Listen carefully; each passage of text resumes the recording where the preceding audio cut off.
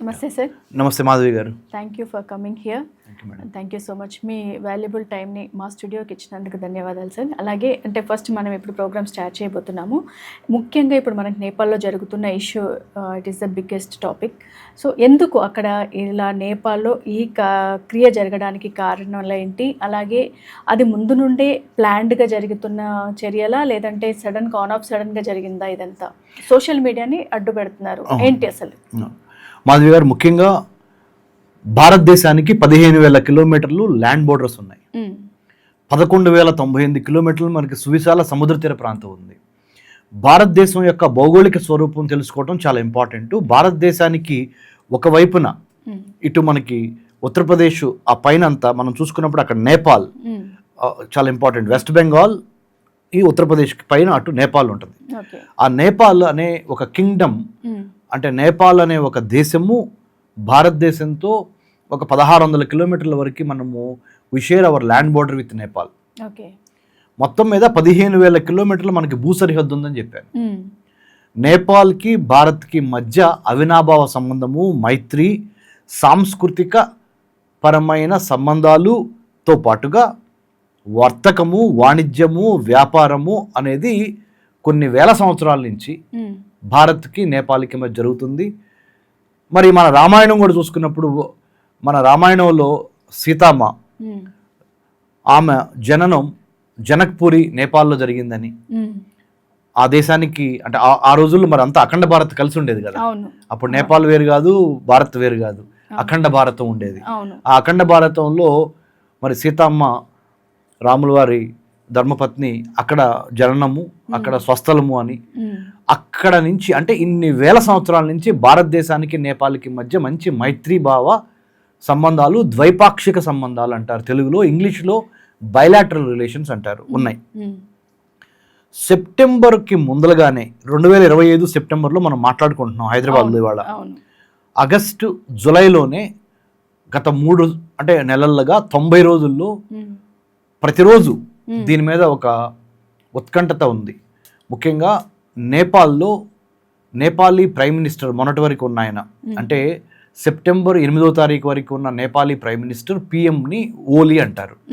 ఆ ఓలీ ప్రైమ్ మినిస్టర్షిప్లో అది ఒక కమ్యూనిస్ట్ భావజాలంతో ఉన్న ప్రైమ్ మినిస్టర్షిప్.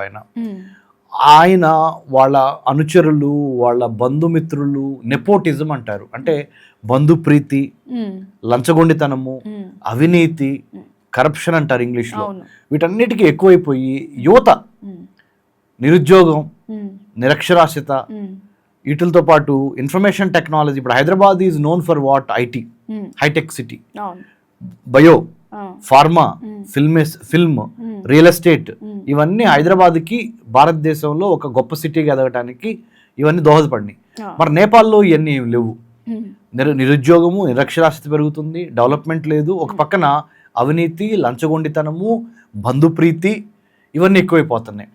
ఇది నేపాల్లో జరుగుతున్న పరిణామాలు. ఈ పరిణామాల్లో భాగంగా నేపాల్లో కూడా రాజకీయంగా సుస్థిరత లేదు, రాజకీయ అనిశ్చితి ఉంది. There is a political instability in the Nepali politics, in Nepali politics, history and culture. Especially నేపాల్లో ముఖ్యంగా ఆ రాజకీయ సుస్థిరత లేకపోవటం వలన ఈ పిఎం ఓలీ, మొన్నటి వరకు ఉన్న ఆయన, ప్రైమ్ మినిస్టర్ ఓలీ ప్రధానమంత్రిగా ఉన్న ఆయన, దేశ అభివృద్ధికి యువతని, దేశం యొక్క వెన్నుముక అయిన యువతని నిరుద్యోగం, నిరక్షరాస్యత, అభివృద్ధి లేమి, వీటి నుంచి బయటకు తీసుకురాలేకపోయారు. దీనికి తోడు సోషల్ మీడియా ఇప్పుడు అనేది చాలా ఇంపార్టెంట్ వ్యవస్థగా ప్రతి దేశంలోనూ ఉంది. ఇంటర్నెట్ను ఉపయోగించుకొని, మన స్మార్ట్ ఫోన్స్ను ఉపయోగించుకొని ప్రపంచంలో జరుగుతున్న విషయాలన్నింటినీ మనము ఒక క్షణంలో చూసే రీల్స్ అనండి, యూట్యూబ్ అనండి, లేకపోతే లింక్డ్ఇన్ అనండి, ఇన్స్టాగ్రామ్ అనండి, ట్విట్టర్ అనండి, వీటన్నిటినీ కలిపి సోషల్ మీడియా అంటాం. ఈ సోషల్ మీడియాని బ్యాన్ చేయటం అనేది జరిగింది. ఆ బ్యాన్ చేయగానే యువతకి చాలా ఉద్రేకంగా దాన్ని ఒక వైలెంట్ టర్న్, అంటే ఒక హింసాత్మకంగా మారి మరి ప్రైమ్ మినిస్టర్ భవనాన్ని తగలబెడతాం, ప్రైమ్ మినిస్టర్ గారి మిస్సెస్ని కూడా గాయపరచడం, ఆమె చనిపోవటము, తర్వాత ఆర్థిక మంత్రిని బట్టలు కూడా తీసుకొడతాము, ఇలా చాలా అంటే ఊహించని పరిణామాలు క్షణాల మీద జరిగిపోయినాయి. ఎందుకు సోషల్ మీడియాని ఆపాల్సిన కారణాలు ఏంటి? ఎందుకు అంటే ప్రభుత్వం ఏం భావించిందంటే సోషల్ మీడియాని ఆపితే ఆ ఉద్రిక్త వాతావరణము ఏదైతే జరుగుతుందో అది త్వరగా సమసిపోద్దని ఒకటి. తర్వాత సోషల్ మీడియా సాక్షిగా ప్రపంచం మొత్తానికి నేపాల్లో జరుగుతున్న అవినీతి, లంచగొండితనము, బంధుప్రీతిని సోషల్ మీడియా వేదికగా యువత పంచుకుంటున్నారని, తద్వారా వీళ్ళ యొక్క నేపాలీ పిఎం ఓలీ యొక్క పప్పులు ఉడకవని, వీటన్నిటిని కాబట్టి కాపాడుకోవాలంటే సోషల్ మీడియాని బ్యాన్ చేయాలని వాళ్ళు భావించారు. సోషల్ మీడియాని బ్యాన్ చేయటం ఇంకోటిది కూడా జరిగింది.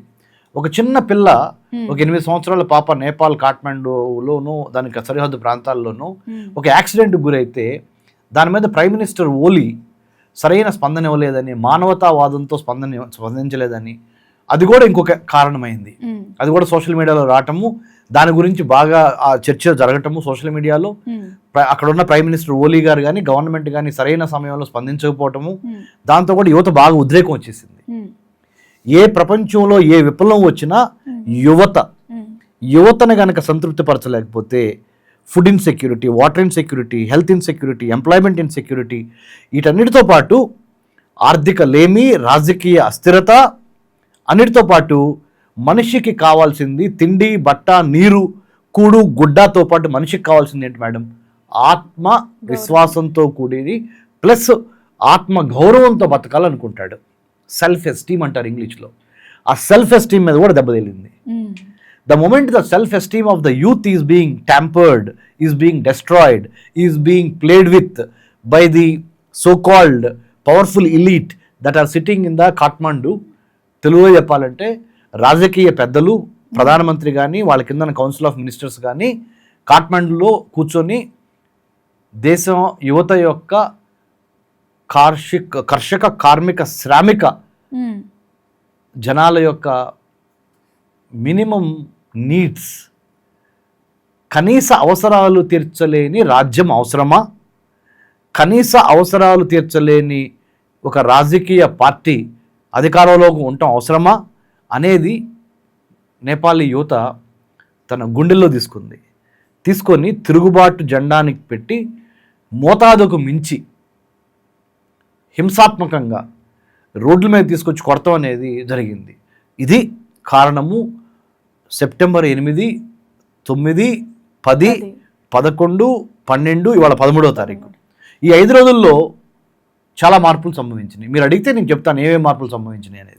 ఏమేమి మార్పులు సంభవించాయి అండ్ ఇంకొకటి ఏంటంటే వీళ్ళు అంటే ఈ పకడ్బందీగా ప్లాన్ వేసుకొని దీన్ని అమలుపరచడం జరిగిందా? ఎప్పటి నుండి వాళ్ళు ఈ వ్యూహాన్ని రచించారు అనేది, అంటే ఆన్ ఆఫ్ సడన్గా అయితే ఇదంతా చెయ్యరు. అంటే వాళ్ళకి ఏదైతే మీరు అడిగేది ఎవరు చేశారన్న మేడం, ఎవరు చేశారు అనేది స్టూడెంట్స్ జెన్ జీ అంటారు.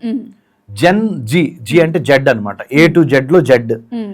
1995 నుంచి పుట్టిన వాళ్ళందరినీ జన్జీ యువతగా, 95 నుంచి 97 అప్పటి నుంచి 95 నుండి 2010 వరకు 2010 వాళ్ళు ఇంకా తర్వాత అయినా జన్జీ అంటారు. 2010 వరకు వేసుకోండి. ఓకే, ఈ జన్జీకి ఈ ఆవేశం తర్వాత ఇంటర్నెట్ రెవల్యూషన్ స్టార్ట్ అయిన తర్వాత దాని ఫలాలను బాగా వాడుకోవటం తెలిసిన వాళ్ళు ఈ జన్జీ యువత. అర్థమైంది కదా మేడం? లిబరలైజేషన్, ప్రైవేటైజేషన్, గ్లోబలైజేషన్ అనేది పివి నరసింహరావు గారు మన తెలంగాణ ముద్దుబిడ్డ, మన తెలుగు జాతి గర్వించదగ్గ ఉత్తమమైన ప్రధానమంత్రి, భారతదేశం యొక్క దశాదిశని మార్చిన గొప్ప ప్రధానమంత్రి పివి నరసింహరావు గారి సమయంలో స్టార్ట్ అయిన ఆర్థిక సరళీకృత విధానాల ద్వారా ప్రపంచంలో ఫ్రీ ట్రేడ్ స్టార్ట్ అయింది. Free movement of people, free movement of goods, free movement of services. ప్రపంచంలో ఉన్న ఆర్థికపరమైన ఇనుప తెరలు పగిలిపోయి ప్రపంచంలో ఎవరు ఏ దేశంతోనైనా వర్తక వాణిజ్య వ్యాపారాలు చేసుకుని ఎదగొచ్చు అనే లిబరలైజేషన్, ప్రైవేటైజేషన్, గ్లోబలైజేషన్ స్టార్ట్ అయిన తర్వాత ఈ జెన్ జీ టయానికి ఎల్పిజితో పాటు ఇంకో 2-3 యాడ్ అయినాయి. చెప్పంటారా? చెప్పండి. లిబరలైజేషన్, ప్రైవేటైజేషన్, గ్లోబలైజేషన్తో పాటుగా ఈ జెన్ జీ పుట్టిన తర్వాత, జెన్ జీ అంటే యువత 1995 నుంచి 2010 వరకు పుట్టిన వాళ్ళకి ఇంకేం అందుబాటులోకి వచ్చినాయి అంటే digitalisation, googlisation, liberalisation, privatisation, globalisation. వాళ్ళు పుట్టక ముందల, వాళ్ళు పుట్టిన తర్వాత digitalisation, smart phones, telecommunications, internet, అన్నిటికీ YouTubes మించి అవన్నీ కూడా అప్పుడే సోషల్ మీడియా, social- ఇవన్నీ వాళ్ళు వాడటంలో ఆరితేరారు. వాళ్ళ చేతిలో ఇది బాగా ఈ అవినీతి, లంచగొండితనం, బంధుప్రీతి, నేపాలీ ప్రధానమంత్రి ఓలీ ఆయన అనుచరులు చేస్తుంది వాళ్ళకి బాగా ఆవేశం తెప్పించింది. యువతకి ఆవేశం వస్తే రాజ్యాలు కూలిపోతాయి. తెలంగాణ రాష్ట్ర సాధనలో కూడా యువత ప్రధాన పాత్ర పోషించింది. ఉస్మానియా యూనివర్సిటీ సాక్షిగా తెలంగాణ రాష్ట్రం మొత్తం, అంటే అప్పుడు ఆంధ్రప్రదేశ్, మరి తెలంగాణ రావడానికి కారణమైన యువత చాలా ఇంపార్టెంట్ కదా. ఫ్రెంచ్ రెవల్యూషన్ తీసుకోండి, అమెరికన్ రెవల్యూషన్ తీసుకోండి, లేదా మీరు మంగళపాండే 1857 ప్రథమ స్వాతంత్ర సంగ్రామం, భారతదేశము బ్రిటిష్ వారికి ఎదురుగా మంగళపాండే నేపథ్యంలో ఆయన ఇప్పుడు ఒక యువకుడు. భగత్ సింగ్ చూసుకోండి, చంద్రశేఖర్ ఆజాద్ తీసుకోండి, లాల్ బాల్ పాల్ మీరు అంటాం కదా. మా ముత్తాత కన్నెగంటి హనుమంతు చూడండి, 1922లో పల్నాడు గుంటూరు జిల్లాలో 21 బుల్లెట్లు ఆయన ఛాతిలో ఇలా చూపించి కొట్టమన్నాడు బ్రిటిష్ వాళ్ళని. స్వతంత్రం కోసము, దేశ స్వతంత్రం, భారతదేశం కోసం ప్రణాళిక అర్పించిన మా ముత్తాత కన్నెగంటి హనుమంతు గారు, అల్లూరి సీతారామరాజు గారు. ఇవన్నీ ఎందుకు చెబుతున్నానంటే, యువతకి ఆవేశం వస్తే సరైన రీజన్ మూలంగా అది కనుక ప్రభుత్వం ఆ ఆవేశాన్ని సరైన సమయంలో వాళ్ళకి హామీలు ఇచ్చో, బ్రతిమాలో బామాలో వాళ్ళని లైన్లో తీసుకురాకపోతే కోసాలు కదిలిపోతాయి అంటారు తెలుగులో. కదిలిచ్చేసారుగా. సో నేపాలీ యువత దేశం మొత్తాన్ని కదిలిచ్చి ప్రపంచం మొత్తం విస్తుపోయింది. ఇంత హింసాత్మకంగా స్టూడెంట్స్. మరి ఇంకోటి గమనించాలి మీరు, భారతదేశానికి ఇంకొక వైపున శ్రీలంక ఉంది, వాటర్ బోర్డర్. శ్రీలంకలో కూడా అధ్యక్ష భవనాన్ని ముట్టడించారు. సో భారతదేశం చుట్టుపక్కల ఉన్న చిన్న చిన్న దేశాలైన South Asian Association for Regional Cooperation countries అయిన పాకిస్తాన్, ఆఫ్ఘనిస్తాన్, నేపాల్, మయన్మార్, శ్రీలంక, భూటాన్, బంగ్లాదేశ్, ఈ దేశాలన్నీ, బంగ్లాదేశ్లో కూడా గొడవలు లాస్ట్ టైంలో కూడా, శ్రీలంక తర్వాత బంగ్లాదేశ్ తర్వాత వీటన్నిటికి కారణం చెప్పనా మేడం? చెప్పండి సార్. నేను Centre for Human Security Studies ఫౌండర్గా, మానవ రక్షణ అధ్యయన సంస్థ ఫౌండర్గా, డైరెక్టర్గా గత 12 సంవత్సరాల నుంచి మేము పనిచేస్తుంది ఏంటంటే, ఆహారము, విద్య, వైద్యము, మంచినీటి సదుపాయముతో పాటుగా పర్యావరణము, ఉపాధి, ఈ 6 అంశాలు బేసిక్ మనిషి బ్రతకటానికి. ఈ 6 అంశాలు చాలా ప్రాథమిక సూత్రాలు. ఈ 6 అంశాలలో గనక ప్రభుత్వాలు నిర్లక్ష్యం చేస్తే, అంటే human insecurities of today, like food insecurity, water insecurity, health insecurity, education insecurity, employment insecurity have the potential to become tomorrow's national security challenge. అతి పెద్ద జాతీయ భద్రతా సవాలుగా ఏదైనా ఒకటి జరిగింది అంటే, అవి కనీస అవసరాలు ఒక రాజ్యం ఇవ్వలేకపోతే, ఆ దేశ ప్రధానమంత్రో, ఆ దేశంలో పనిచేస్తున్న మినిస్టర్సో, ఐఏఎస్లో ఇవ్వలేకపోతే రెవల్యూషన్, విప్లవము కంపల్సరీగా వస్తుంది. ఎక్కడైనా సరే సార్, ఇప్పుడు మనకు ఏదైనా కావాలి అంటే పోరాడడం అనేది మన బ్లడ్లోనే ఉంటుంది. కాబట్టి అంటే ఇప్పుడు ఆ యువత చేసిన దానికి ఇందాక మనం మాట్లాడుకునే దగ్గర ఈ క్వశ్చన్ కంటిన్యూ అయిపోయింది సార్. దానికి మీరు కారణాలు చెప్తా అన్నారు, ఒకసారి కారణాలు వివరించండి. అక్కడ ఫస్ట్ ఎంప్లాయ్మెంట్ రేట్ లేదు, ఐటీ సెక్టర్ బాగలేదు, టూరిజం బాగలేదు, ట్రాన్స్పోర్టేషన్ బాగలేదు, హెల్త్ ఫెసిలిటీస్ లేవు. చాలామంది స్టూడెంట్స్ నేపాల్ వదిలిపెట్టి వేరే వేరే దేశాలు చదువుకుంటున్నారు. చాలామంది నేపాలీ యువకులు వేరే వేరే దేశాలకు వెళ్ళి పనిచేస్తున్నారు. ముఖ్యంగా మన దేశంలో ఇంకా చాలామంది ఉన్నారు. వేరే వేరే దేశాల్లో నేపాలీ యువతలు అన్ఫార్చునేట్లీ, దురదృష్టవశాత్తు వాళ్ళు డొమెస్టిక్ సర్వెంట్స్గా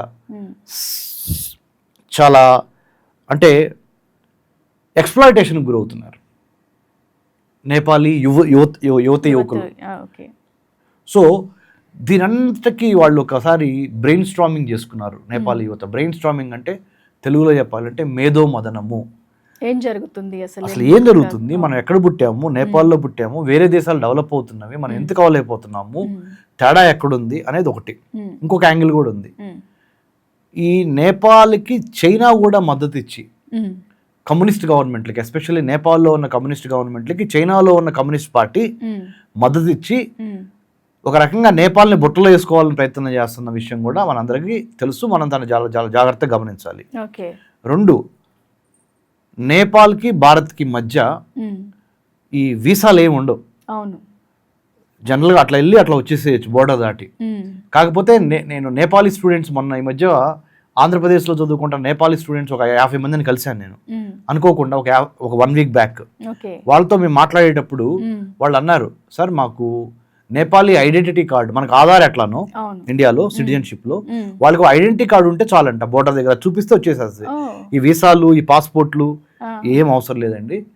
ఒక identity card, I belong to Nepal అనే ఒక ఐడి కార్డు ఉంటే మేము ఇండియాలోకి వచ్చేయచ్చు. ఇండియాలో నుంచి దాటి మళ్ళీ నేపాల్లోకి వెళ్ళిపోవచ్చు. ఫెసిలిటీ నేపాల్ కూడా ఒప్పుకున్న ఫెసిలిటీ. కాబట్టి మనం ఇంకా చాలా జాగ్రత్తగా ఉండాలి. ఇప్పుడు ఆ దేశంలో జరుగుతున్న అంతర్యుద్ధం కానీ ఆ గొడవలు కానీ మన భారతదేశంలోకి రాకుండా మనం చాలా ప్రిడిక్టివ్గా ప్రిపేర్ అయి ఉండాలి.